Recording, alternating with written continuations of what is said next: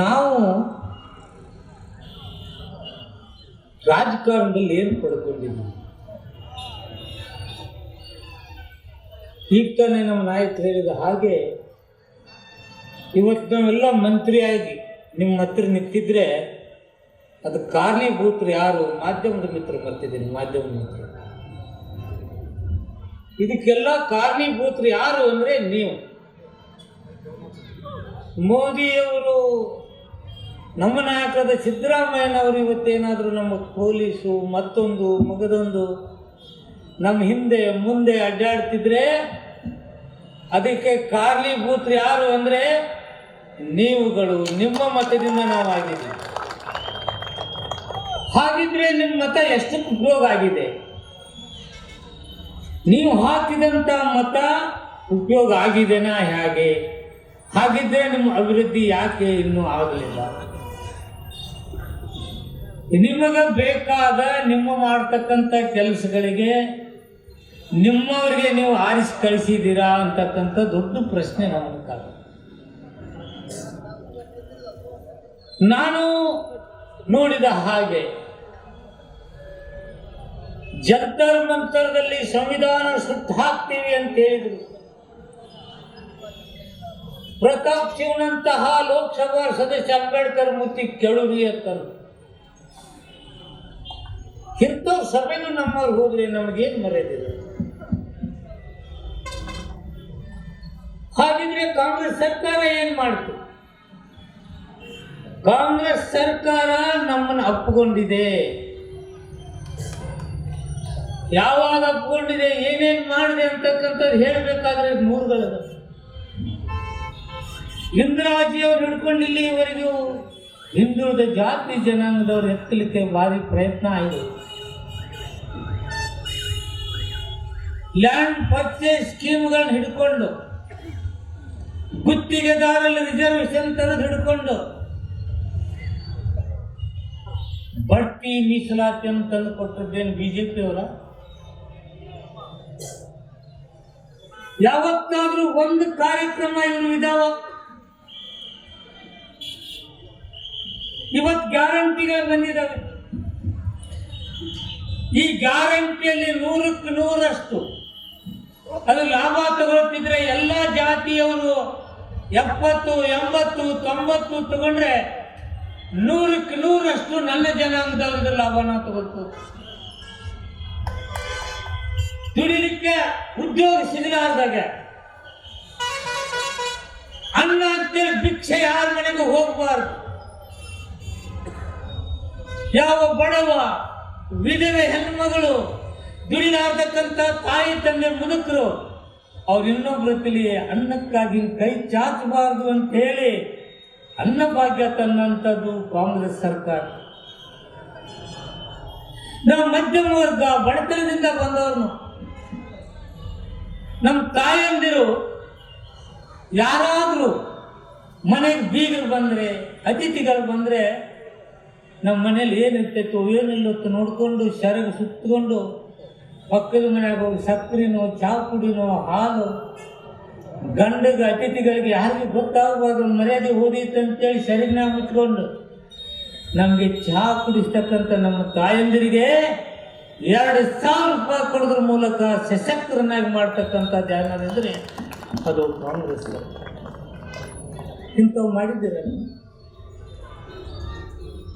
ಇವತ್ತು ಜನಸಂಖ್ಯೆಗೆ ಅನುಗುಣವಾಗಿ ಹಣ ಮೀಸಲಾತಿ ಇಡುವುದು. ನಮ್ಮ ಆಂಜನೇಯ ಸಾಹೇಬ್ರೆ ಅವಾಗ ಮಂತ್ರಿ ಇದ್ದರು, ಸಿದ್ದರಾಮಯ್ಯಜಿ ಅವರು ಆವಾಗ ಮುಖ್ಯಮಂತ್ರಿ.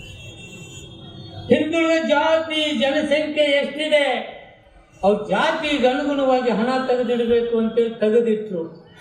ಅಲ್ಲಿ ಒಂದು ಮಿಸ್ಟೇಕ್ ಆಯ್ತು ನೋಡ್ರಿ. 7D ಅಂದರೆ ವಿಶೇಷ ಪ್ರಕರಣದಲ್ಲಿ ಆ ಹಣ ಬಳಸಬಹುದು.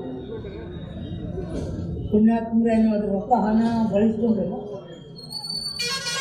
ಇದು ಆಗಬಾರ್ದು ಅಂತೇಳಿ ಏನಾದರೂ ನಿಮ್ಗೆ ಯೋಚನೆ ಗೊತ್ತಾ? ಮತ್ತೆ ಅದಕ್ಕೆ ಬರಬೇಕಾದ್ರು ಸಿದ್ದರಾಮಯ್ಯನವ್ರು ಬರಬೇಕಾದ್ರು, ಕಾಂಗ್ರೆಸ್ ಸರ್ಕಾರ ಬರಬೇಕಾದ್ರು. ಆ 7D ಅನ್ನು ತೆಗೆದು ಹಾಕಿದ್ರೆ ಅದು ಕಾಂಗ್ರೆಸ್ ಸರ್ಕಾರ ಇನ್ನು ಮೇಲೆ ಯಾವುದೇ ಕಾರಣಕ್ಕೂ ಆ ಹಣ ಬೇರೆ ಉಪಯೋಗಕ್ಕೆ ಬರಬಾರ್ದು, ಕೊಡಕ್ಕಾಗುವುದಿಲ್ಲ ಅಂತೇಳಿ ಕಾನೂನು ಮೊನ್ನೆ ಕಳೆದಂತೆ. ತಂದ್ರೆ ಇದು ಈಗೇನಪ್ಪ ಏನು ಹಾಕೊಂಡು ಬಂದಿದ್ರಲ್ಲ, ಮತ್ತೊಂದೇನು ಹಾಕೊಂಡು ಬಂದಿದ್ದಾರೆ, ಏನೋ ಮಾದಿಗರ ನಡೆ ಎಲ್ಲಿಗೋ ಹೋಗೋದು, ಇವ್ರ ಕಡೆ ಹೋಗೋದು. ಆಂಧ್ರದಲ್ಲಿ ಒಂದು ಹೇಳಿದ್ರು, ಹಾಗಿದ್ರೆ ಆಂಧ್ರದಲ್ಲಿ ಮೋದಿ ಸಾಹೇಬ್ರೆ ಕರೆದು ನೀವು ಮಾಡಬೇಕಾಗಿತ್ತಲ್ಲ. ನಮ್ಮ ಹಿರಿಯ ನಾಯಕರು ಉಮ್ಯಾಪು ಸಾಹೇಬ್ರು ಹೇಳಿದ್ರು, ಇವ್ರು ಪಾರ್ಲಿಮೆಂಟ್ ಕಳಿಸಿದ್ರು ಸಾಹೇಬ್ರೆ, ಪಾರ್ಲಿಮೆಂಟ್ದಾಗ ಯಾಕೆ ಮಾಡೋದು, ನಾವ್ಯಾಕೆ ಕಳಿಸಿದ್ರು, ಅವ್ರು ಕಳಿಸಿದ್ರು. ಅವ್ರು ನಿಜವಾಗ್ಲೂ ಕಳಿಸಿದ್ರೆ ನಾವ್ಯಾಕೆ ಕಳಿಸ್ಬೇಕು, ಕಳಿಸಿದಾರ ಅವರು? ಸರಿಯಾದ ರೀತಿಯಲ್ಲಿ ಕಳಿಸಿಲ್ಲ, ಯಾಕೆ ಕಳಿಸ್ಲಿಲ್ಲ? ಹಾಗಿದ್ರೆ ಅದನ್ನೇ ತರಲಿ. ಈಗ ಅವ್ರು ಏನು ಹೇಳ್ಯಾರ, ಅವ್ರದೇ ಕೇಂದ್ರ ಸರ್ಕಾರ ಇದೆ, ಅದನ್ನೇ ತಗೊಂಡು ಬರೋಕೆ ಹೇಳಿ ನೋಡೋಣ. ಬರೀ ನಾಟಕದಿಂದ ಜನರನ್ನು ಮೋಸಗೊಳಿಸ್ತಕ್ಕಂಥ ಇನ್ನೊಂದು ಪಕ್ಷ ದಯಮಾಡಿ ಅವ್ರ ನಾಟಕ ಮಾಡತಕ್ಕಂಥ ಜನ ನಮ್ಮವ್ರು ಆಗ್ತಾರೆ. ಅವ್ರು ಎಲ್ಲಿ ಕಳಿಸಿದ್ರು, ಹಾಗಿದ್ರೆ ನಾವ್ಯಾಕೆ ಕಳಿಸ್ಬೇಕು? ಊದಿ ಹಾಲು ಇವ್ರಿಗೆಲ್ಲ ಹಾಲು ಇವ್ರದ್ದು, ಇವ್ರ ಫೋಟೋಕ್ಕೆಲ್ಲ ನಮ್ಮ ಮಂದಿಗೆ ಯಾವ ರೀತಿ ಮೋಸ ಮಾಡುತ್ತೆ. ಈಗ ಮತ್ತೆ ಮಾಡ್ತೀವಿ ಅಂತ ಏನು ಮಾಡ್ತೀರಿ? ಆದ್ದರಿಂದ ಆಯೋಗ ರಚನೆ ಯಾವಾಗಾಯಿತು? ಆಯೋಗ ರಚನೆ ಬಾಗಲಕೋಟೆ ಹುಣಗುಂದ ಎಲೆಕ್ಷನ್ ನಡೆದಿತ್ತು. ನಾ ಜಿಲ್ಲಾ ಮಂತ್ರಿ ಇದ್ದೆ. ಅವಾಗ ನಮ್ಮ ಜನಾಂಗಲ ಇಲ್ಲ ಸರ್, ನಾವು ವಿರುದ್ಧ ಮಾಡ್ತೀವಿ ಅಂತ ಹೇಳಿ ನಿಂತಾಗ ಹೇಳಿದೆ ನಾನು, ಕೃಷ್ಣಾಜಿ ಆಯೋಗ ರಚನೆ ಮಾಡಿ ಅಂತ ಹೇಳಿ ಹುಣಗುಂದ ಎಲೆಕ್ಷನ್ ಬಾಗಲಕೋಟೆಯಲ್ಲಿ ಇದು ನಮ್ಮ ಕಮಿಷನ್ ನೇಮಣಿಕೆ ಆಯ್ತು. ಅಲ್ಲಿಂದ ಇಲ್ಲಿವರೆಗೆ ನಮ್ಮ ಆಂಜನೇಯ ಸಾಹೇಬರು ನಾನು ಅವ್ರ ಜೊತೆ ಇದ್ದಾಗ ಅಲ್ಲಿ ತೊಗೊಂಡ್ಬಂದ್ರು ಕ್ಯಾಬಿನೆಟ್. ಇನ್ನೇನದು ಲಾಸ್ಟ್ ಕ್ಯಾಬಿನೆಟ್ ಇತ್ತು, ಈಗ ಬೇಡ ಅಂತಕ್ಕಂಥ ಭಾವನೆ ಆಯಿತು.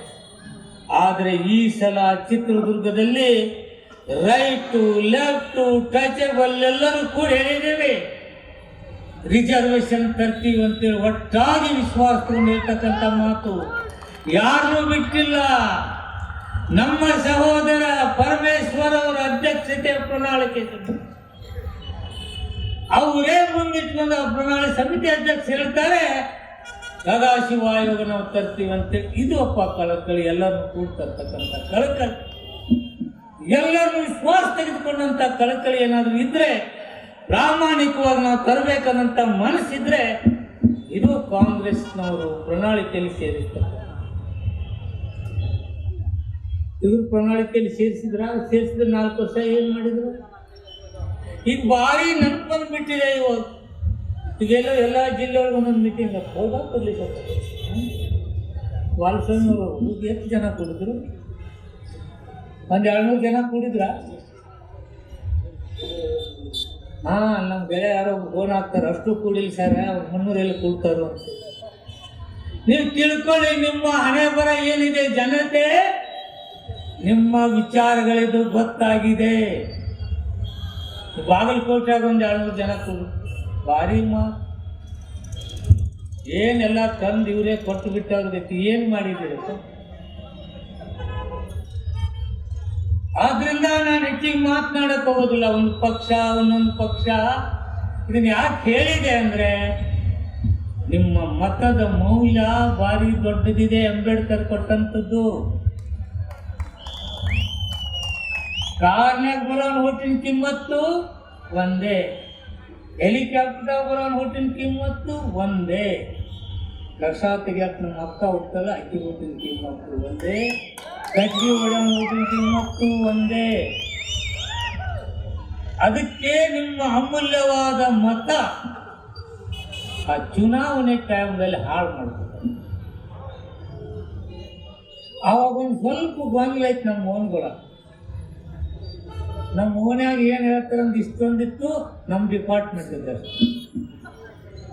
ಅದ್ರಾಗಂದಿಟ ಗಾಂಧಿ ಮುತ್ಯ ಇಂಥದ್ರಿಂದ ತಾವು ದೂರಿದ್ದು.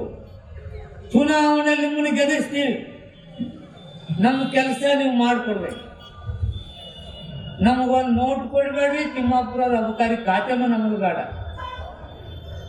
ಖಾತೆ ಅಂದ್ರೆ ಅದ್ರಾಗಿಂದ ವ್ಯವಹಾರ ಅದು ಬೇಡ. ನಾವು ಓಟ್ ಹಾಕ್ತೀವಿ, ನಿಮ್ಮನ್ನು ಗೆಲ್ಲಿಸ್ತೀವಿ, ನಾವು ಬಂದ ಕೆಲಸ ಮಾಡ್ರಿ ಅಂತೇಳಿ ನೀವೇನಾದರೂ ಇವತ್ತು ತೀರ್ಮಾನ ತಗೊಂಡ್ರೆ ಇಲ್ಲಿವರೆಗೆ ಏನು ಪರಿಪಾಟಿದೆ ಅದರಿಂದ ನೀವು ದೂರ ಆಗ್ತೀರಿ, ನಿಮ್ಮ ಬದುಕು ಹಸನ ಆಗ್ತಿದೆ ಅಂತಕ್ಕಂಥ ಮಾತನ್ನು ನಾನು ಹೇಳಿದ್ದೆ. ಇನ್ನು ಸಾಬ್ರೆ ರಾಜಕೀಯದಾಗ ನಮಗೆ ಪ್ರಾತಿನಿಧ್ಯ ಕಡಿಮೆ, ನೌಕರಿಯಲ್ಲಿ ನಾವು ಭಾಳ ಕಡಿಮೆ, ಕಾಂಟ್ರಾಕ್ಟ್ ನಮ್ಮವ್ರ ಕಡಿಮೆ, ಒಂದೊಂದು ತಗೊಂಡು ಹೋದ್ರೆ ಯಾವುದ್ರಾಗ ಒಂದ್ರಾಗರ ಮುಂದೆ ಇವತ್ತು ಬರವ, ಒಂದ್ರಾಗರ ಮುಂದೆ ಶಿಕ್ಷಣ ಇಲ್ಲ, ನೌಕರಿಗಳು ಇಲ್ಲ, ರಾಜಕಾರಣ ಇಲ್ಲ. ಆದ್ರೆ ನಿಮ್ಮ ಅತಿ ದೊಡ್ಡ ಶಕ್ತಿ ರಾಯಚೂರೊಳಗೆ ನಮಗೆ ಸಹಾಯ ಮಾಡಲಾರ್ದಂಥ ಪಕ್ಷನ ಮನೆ ಕಳಿಸ್ತಕ್ಕಂಥ ಶಕ್ತಿ ನಿಮ್ಮ ಹತ್ತಿರ ಐತೆಲ್ಲ. ಆದ್ದರಿಂದ ನಿಮ್ಮ ಬದುಕಿಗೆ ಇವೆಲ್ಲ ಕಾರ್ಯಕ್ರಮಗಳ ತರಲಿಕ್ಕೆ ನಾವು ವಿನಂತಿ ಮಾಡ್ಕೊಳ್ತಾ ಇದ್ದಿದ್ದು ಸದಾಶಿವ ಆಯೋಗ. ಇದು ಆಗಬೇಕಂತಕ್ಕಂಥ ಅನಿಸಿಕೆ ಒಂದು ಜೊತೆ ಆದರೆ ಕಾಂಗ್ರೆಸ್ ಪಕ್ಷ ಯಾವಾಗ ಯಾವ ಪ್ರಣಾಳಿಕೆ ಒಳಗೆ ಹಾಕೊಂಡಿದೆ ಆ ಎಲ್ಲ ಪ್ರಣಾಳಿಕೆಯಲ್ಲಿರ್ತಕ್ಕಂಥವನ್ನ ಜಾರಿಗೆ ತರ್ತಕ್ಕಂಥ ಕೆಲಸ ಮಾಡಿದ್ದೀವಿ. ಇದು ಪ್ರಣಾಳಿಕೆಯಲ್ಲಿ ಇರುವುದರಿಂದ ನಾನು ಹೇಳ್ತಾ ಇದ್ದೀನಿ, ಪ್ರಣಾಳಿಕೆಯಲ್ಲಿ ಇರುವುದರಿಂದ ಇದು 100% ಜಾರಿ ಆಗೇ ಆಗತ್ತೆ ಅಂತಕ್ಕಂಥದ್ದು. ಅದರಲ್ಲಿ ಎರಡು ಮಾತೇ ಬರೋದಿಲ್ಲ. ಅದರಲ್ಲಿ ಮುಖ್ಯಮಂತ್ರಿಗಳು ಎಲ್ಲಿ ನೋವಿದೆ, ಯಾವ ಕೆಳಭಾಗದಲ್ಲಿ ಜನ ಇರ್ತಾರೆ ಅವ್ರನ್ನೇ ದೃಷ್ಟಿ ಆಗುತ್ತೆ. ಮುಂದೆ ಎಷ್ಟೇ ಜನ ನಿಂತಿರಲಿ ಅವ್ರ ದೃಷ್ಟಿ ಕಟ್ಟ ಕಡೆ ವ್ಯಕ್ತಿ ಕಡೆ ಇರುತ್ತೆ ವಿನ ಮುಂದಿದ್ದವ್ರಿಗೆ ಹೊಗಳವ್ರ ಕಡೆ ಇರೋದಿಲ್ಲ. ಅಂತಹ ರಾಜ್ಯದ ಮುಖ್ಯಮಂತ್ರಿ ಇವತ್ತಿದ್ದಾರೆ. ನಮ್ಮ ಪಕ್ಷದ ಅಧ್ಯಕ್ಷರಾದಂಥ DK ಶಿವಕುಮಾರ್ ಅವರು ಇದ್ದಾರೆ. ಅಷ್ಟೇ ಬಲಿಷ್ಠವಾಗಿ ಪರಮೇಶ್ವರ್ ಅವರು, KH ಮುನಿಯಪ್ಪ ಅವರು, ನಾವಿದ್ದೀವಿ. ನಮ್ಮ ಆತ್ಮವಿಶ್ವಾಸದಿಂದ ಹೇಳ್ತಿದ್ದೀವಿ, ಸದಾಶಿವ ಆಯೋಗ ಜಾರಿಯಾಗೇ ಆಗತ್ತೆ ಅಂತ. ಅದರಿಂದ ತಾವುಗಳು ಬಹಳ ಸೂಕ್ಷ್ಮ ದೃಷ್ಟಿಯಿಂದ ಎಲ್ಲರ ಪ್ರೀತಿ ಗಳಿಸಿದ ಮೂಲಕ ನಾನು ಆಶೆ ಪಡ್ತೀನಿ. ಘೋಷವಾಡ್ ಸಾಹೇಬ್ರೆ, ಪಕ್ಷದ ನಾಯಕರೆಲ್ಲರೂ ಬಂದಿದ್ದು,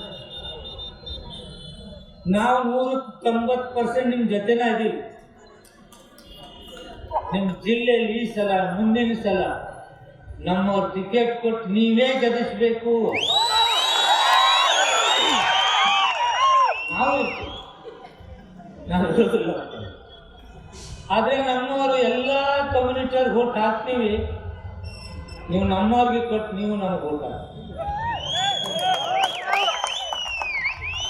ಮುಂದಿನ ಚುನಾವಣೆಯಲ್ಲಿ ರಾಯಚೂರಿಂದ ಒಬ್ಬ ಮಾದಿಗ MLA ಆಗಲೇಬೇಕು, ಹಾಗೇ ಆಗಬೇಕು ಅಂತಕ್ಕಂಥ ಮಾತನಾಡಿ. ಇಷ್ಟು ಜನಸಂಖ್ಯೆ ಇದೆ, ಇಷ್ಟು ನಿಮ್ಮ ಜೊತೆ ಇದೆ, ಇಷ್ಟು ಜನಸಂಖ್ಯೆ ನೋಡಿ. ಅವರು 100-200 ಅವ್ರು ಕುಡಿದ್ರೆ ನಾವು 1000 ಗಂಟೆಯಲ್ಲಿ ನಾವು ಕೊಡ್ತೀವಿ. ಯಾಕಂದ್ರೆ ನಮ್ಮ ಕಾಂಗ್ರೆಸ್ ನಮ್ಮ ನಾಯಕರು, ನಮ್ಮಲ್ಲಿ ಸ್ವಲ್ಪ ಎಲ್ಲರೂ ಇರೋದು ನಮ್ಮ ಎತ್ತಿಲ್ಲ, ಸ್ವಲ್ಪ ಹಣ ಇಲ್ಲ ಅಂತ, ಹಣ ಇಲ್ರಿ ಟಿಕೆಟ್ ಕೊಟ್ಟರೆ ಬರೋದಿಲ್ಲ ಅಂತ. ಈ ಸಲ ನಮ್ಮ ಕೂತವ್ರು ಎಲ್ಲರೂ ಹೇಳ್ತೀವಿ, ನೀವೆಲ್ಲರೂ ಹೇಳ್ತೀರಲ್ಲಪ್ಪ, ಎಲ್ಲರೂ 1 ರೂಪಾಯಿ ಹಾಕೋದ ಕೂಡಿಸಿ, ಯಾವ ರೀತಿಲಿ ಹೋಗ್ತಿಲ್ಲೋ ರಾಯಚೂರೊಳಗೆ ಹಣ ಕೂಡಿಸಿ ಆದ್ರೂ ಕೊಟ್ಟು ಗೆಲ್ಲಿಸ್ತು ಅಂತ ಹೇಳ್ತೀರಿ.